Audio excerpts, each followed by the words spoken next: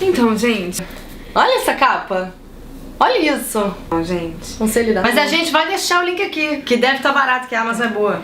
Teve uma promoção na Amazon na época do Orgulho LGBT, que eu falei pra ele, eu falei assim, agora que eu vou enviadar essa porra toda. A Tata fez um post no nosso blog aqui sobre, né, você indicou alguns livros do movimento, vou deixar o link aqui, tá? A gente hoje vai falar de Queer, do William Burroughs. Eu não sei falar dessa pessoa. Burroughs. É esse aqui.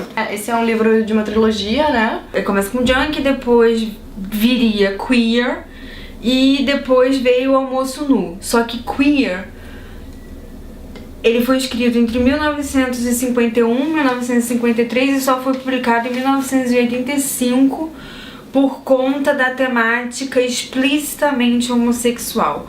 Almoço Nu já foi um livro envolto em muita polêmica quando ele foi publicado.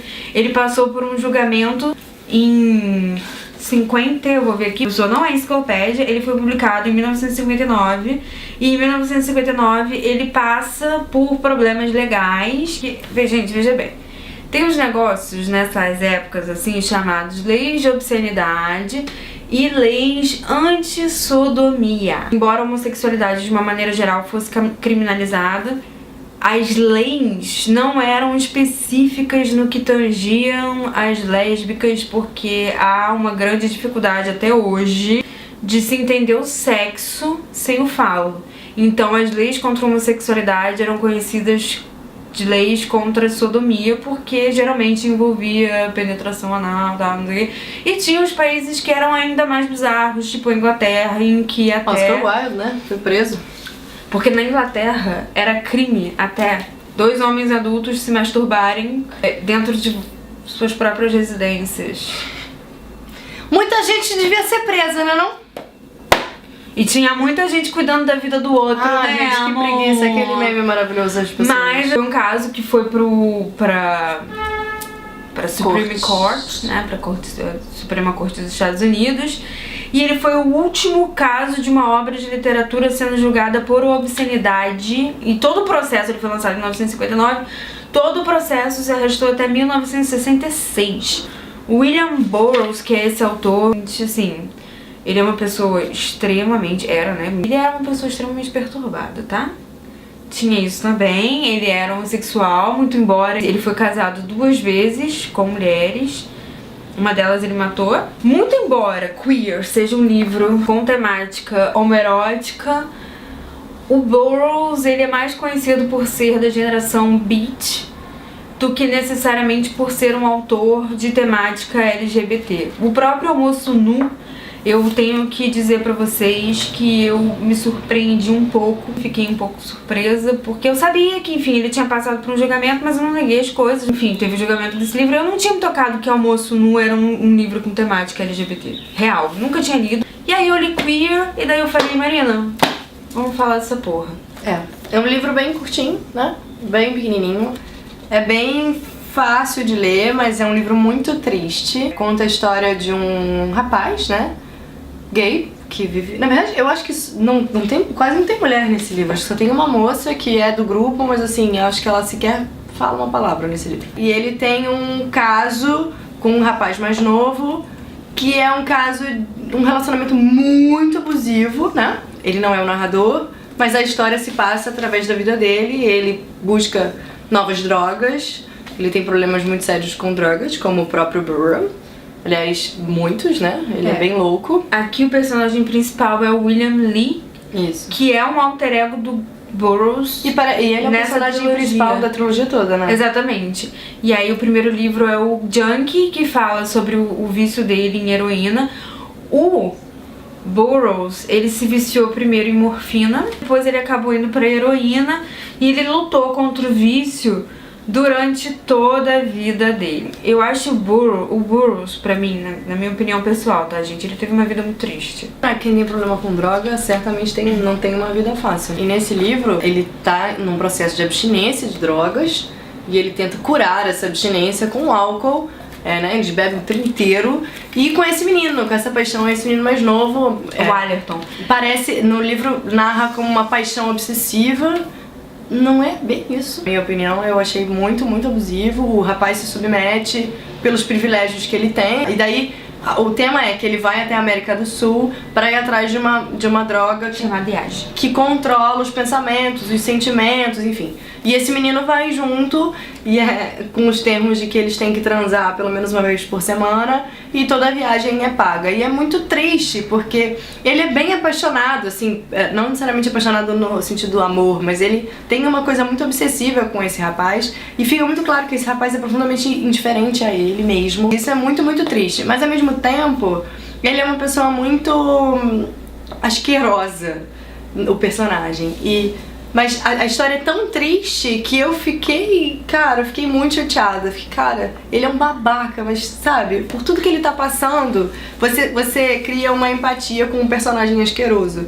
Que eu acho uma coisa, quando um autor ou uma autora consegue fazer isso, eu acho absurdamente maravilhoso. Dizia-se que esse livro, ele era muito fragmentado porque ele foi escrito durante a época do julgamento. Ele, assim, enquanto correu o processo por ele ter assassinado a segunda mulher, que é a Joan Vollmer. Não foi essa história que ele assassinou sem querer? Foi. Que eles estavam brincando de roleta russa e deu errado. Eles estavam brincando de William Tell. O que é isso? Já te conto. E aí disse também a lenda que ele passou mais de 30 anos sem ler esse manuscrito. Nossa Senhora.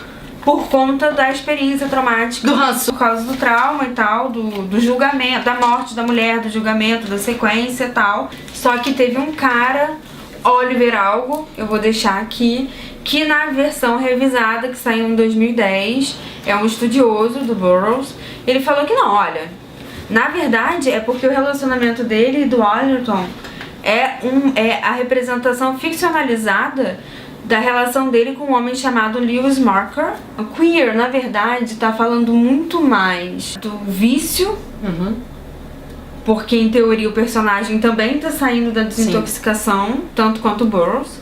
E a mulher dele foi o seguinte, eles mudaram pro México, porque ele também foi condenado por alguma coisa nos Estados Unidos. Que eu não vou lembrar o que é, mas ele não é aquele amiguinho que a sua mãe quer que você ande na escola. Ele se forma em Harvard. Ele era muito inteligente, tá, gente? Ele era muito inteligente. Ele se forma em Harvard. Logo depois que ele sai de Harvard, ele vai pra onde? Ele vai pra Weimar. Temos vídeos, a beça. Na verdade, ele vai pra Viena. A ascensão institucional do nazismo já tinha acontecido, então a comunidade LGBT do movimento de emancipação homossexual em Weimar, que era a galera forte, que o primeiro movimento de massa LGBT é em Weimar, e ele vai pra lá, enfim, viver com essa comunidade. Ou seja, mais uma vez, falando o quê? A minha teoria é que século XX, se tu não pisou lá, tu não ninguém.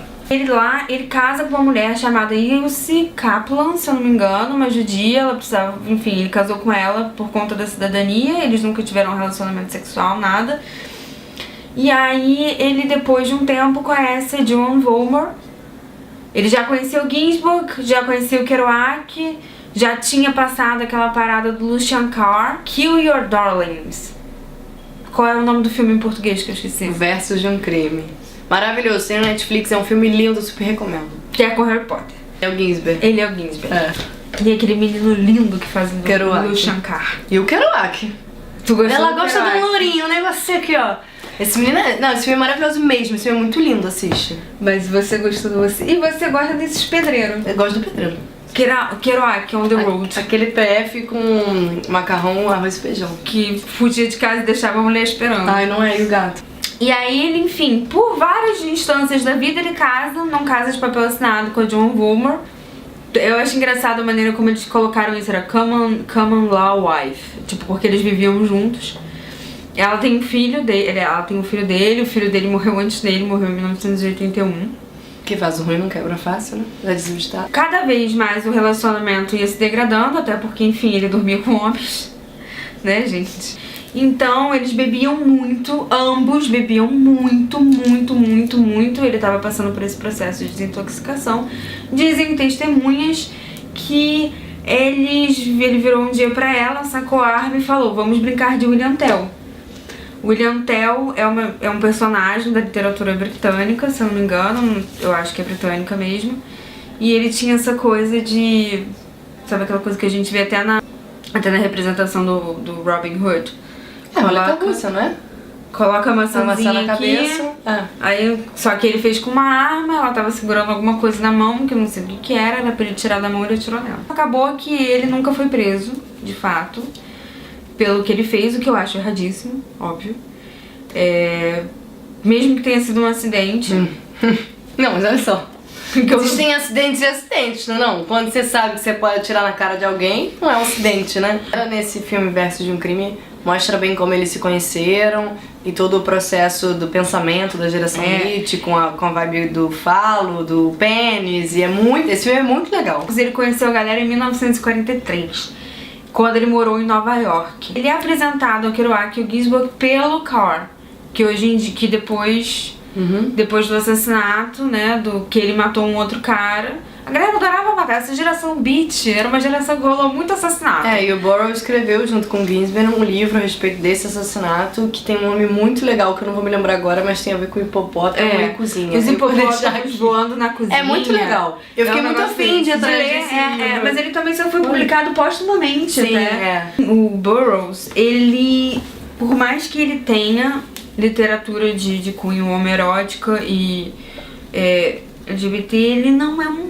cânone, por assim dizer. Um cânone que eu quero dizer é que ele não é muito estudado dentro da literatura queer. Eu fui procurar a respeito desse livro e, assim, gente, ninguém fala. Por conta da subjetividade homossexual que ele representa. É um livro muito violento. Muito violento. E ao mesmo tempo muito homofóbico em diversas instâncias em que ele fica, às vezes o cara não é viado o suficiente. O primeiro diálogo, quando você abre o livro, o primeiro diálogo é um diálogo homofóbico entre dois homens gays. E eu fiquei, caralho. Eu acho que é uma leitura genial, tá? Tem que ler, gente. E o Burroughs era apaixonado pelo Ginsberg, tá? Não pira. Quem faz o Burroughs nesse filme de um crime é um cara maravilhoso. É o mesmo rapaz, 6 Feet Under, o namorado da Claire em 6 Feet Under, que também pega um moço em 6 Feet Under. Tá tudo em casa. Mas é o cara de terno, não vou lembrar o nome da turma, mas a gente coloca aqui, é o cara de terno que fica o tempo todo se drogando de morfina. E que era um dos mais geniais. E que é o cara que lidera várias coisas entre eles, assim. Ele era um cara profundamente inteligente, mas ele também era um cara profundamente perturbado. E isso transparece nesse livro, porque é um livro perturbador. Eu pessoalmente acho que é uma leitura que vale a pena, sim. Eu entendo porque ele não é estudado dentro da temática da literatura queer. Eu entendo a questão da subjetividade homossexual que ele representa aqui. Mas a gente tem que lembrar que essas pessoas existem também e que a experiência delas é válida também, porque o Burroughs ele não é tão perturbado à toa. Ele não tinha uma vida legal, sabe? E mesmo aqui a gente vê a vontade o tempo todo de ser hétero. E isso também é um problema, principalmente em dias que a gente acabou de ver aqui no Brasil, né? A cura gay sendo sancionada.